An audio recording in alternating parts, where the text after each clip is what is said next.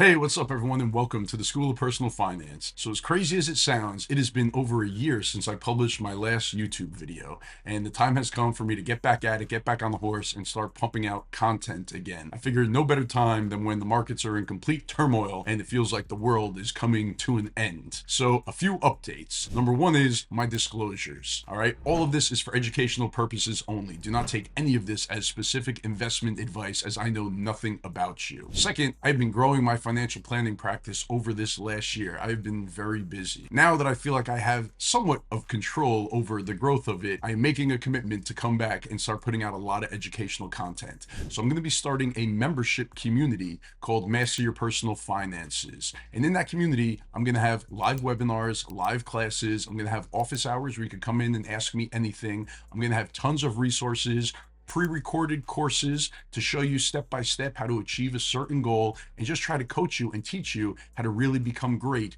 with your money and master your personal finances. So head over to schoolofpersonalfinance.com to learn more about that.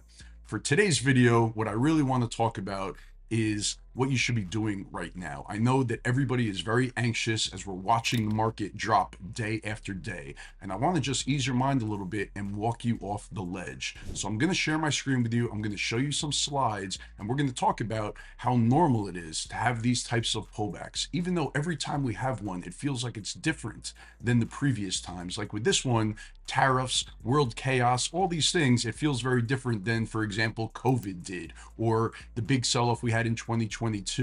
But at the end of the day, hopefully the US economy will keep on chugging along. We'll go through cycles. We will have downturns. We will have sell-offs. But at the end of the day, when you zoom out, the market does tend to find a way to move higher over time. So I don't want you to freak out right now and run for the hills. History has taught us that that is usually not the right thing to do. All right, let's get to it. So now, considering it's been such a long time, I had to refresh my memory on how to record videos and get my whole setup going again. So bear with me. This will probably be on the shorter end. Hopefully it will be. Sometimes I tend to babble a little bit, but let's start. We'll go to this first slide. All right. So now in this slide, what I am showing you are 5% pullbacks in the S&P 500, the number of them in each calendar year since 1980. So as you can see, if we look all the way down to the bottom right, this is the first one that we're experiencing this year. And as I'm filming this video, we're banging on the door of a 10% pullback right now. The NASDAQ is already down over 10% from its most recent highs in February. For the S&P 500, we are just about at 10%. So even last year, we had two 5% pullbacks. As you can see, in 2022, we had 12 5% pullbacks. So 12 different times throughout the year, the market pulled back 5%, just to show you how common it actually is. 2008, which is a disaster. We had 24 different times. But as you can see, throughout the years, there are very few years where we don't have a 5% pullback. So they are very normal, even though they always feel pretty scary.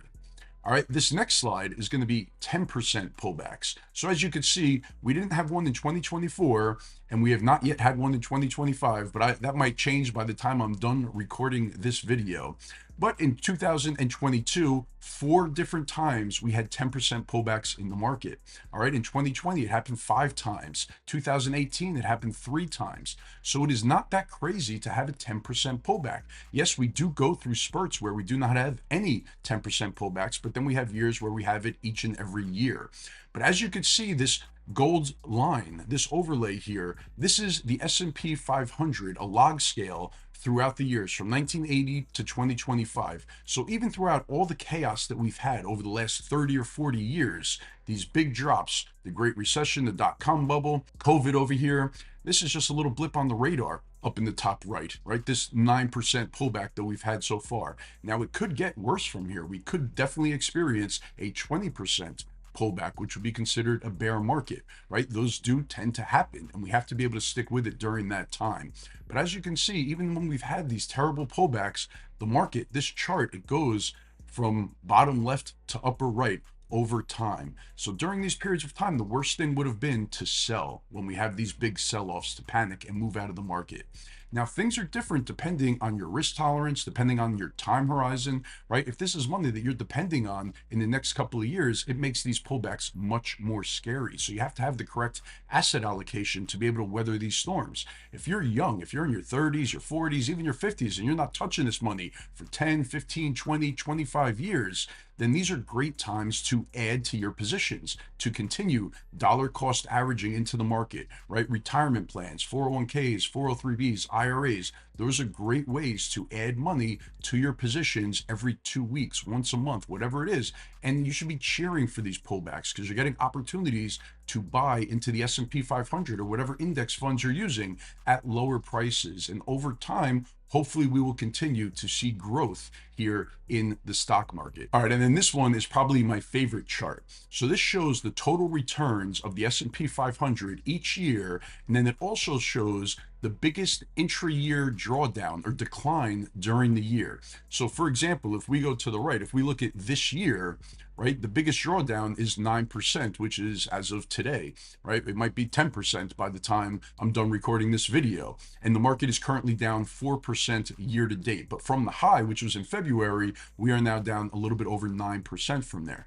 If we look at last year, the market, the total return, including dividends for the S&P 500 was up 25%. But during the year, we had an 8% drawdown from the high. So there was that scary moment, last year where the market retreated 8% from its all-time high. And the year before that, right, the market was up 26%, but we did have a 10% pullback throughout the year. So these pullbacks are very common. If we look at 2009, for example, the market had a 27% drawdown, but it finished up 26% throughout the year. Obviously, 2008 was the worst year, where the market finished down 37%, and at its worst, it was down 48%. So all of these years, we have had pretty big drawdowns, but as you can see, since 2009, we have really only had 2 negative years, right? 2 full calendar negative years. This year, it's too early to say that we're going to have a negative year. So it's crazy just how strong the market has actually been since 2009, which leads you to believe that it wouldn't be that crazy if we have a prolonged period of slow to no growth and maybe market declines. And that would not be the worst thing in the world, right? It all depends on what stage of life you're in. But again, these are not times to freak out. It's very common to have these types of pullbacks. And yes, it might get much worse, and I recognize that, and nobody has a crystal ball, so that makes it that much more scary. But that's where you get this risk premium for investing in the market. That's why you get a higher rate of return over time investing in the market than you do by leaving your money in CDs or in savings accounts, because you have to deal with this volatility and it makes you sick. It's like you turn on the TV every day and the market is red and it makes you want to throw up on yourself as you're watching, your account values drop and it feels like the world is coming to an end. But typically those are good times to be adding money. Anxiety levels are at all-time highs right now, right? Everybody's feeling very anxious about the world and the economy, but that typically is not the right time to start pulling money out of the market. It's actually the right time to start thinking about adding some money to the market and start looking to see what's out there that's really gotten beat up that you might want to add some money to. So now I am a big fan of using low cost index funds like the S&P 500, a mid cap fund, small cap fund, international fund, having a very well diversified portfolio. I've been talking about gold for years. I still think that a small portion of your portfolio, it's the right thing to do. You want to have a diversified portfolio so that when we go through times like this, when the growth companies are getting obliterated, you have other aspects of your portfolio that are easing the pain a little bit. Again, none of this is investment advice, right? Everybody's allocation looks a little bit different, but these are just things that you want to be aware of, right? You don't want to be totally concentrated in large cap growth. Even though the last couple of years it's been great, right? Then you go through periods like this where it makes you feel sick to your stomach. So it's very hard to navigate these markets, and having a very well diversified portfolio really smooths out these downtimes, that helps you sleep at night. All right, I will wrap it up with this one for my first video back. I hope that you found it helpful. Please do me a favor and drop me a comment below. Let me know that you are out there watching, that you're sticking with me, because I know that I disappeared for a long time, and I apologize for that, but I'm going to be back. I'm going to be pumping out content. So leave me a comment down below. Hit that like button, subscribe if you are not subscribed to the channel. Check out schoolofpersonalfinance.com. Jump on my email list where I'll keep you updated about when I start this membership community that I'm going to be rolling out, and I will see you again soon. Thank you.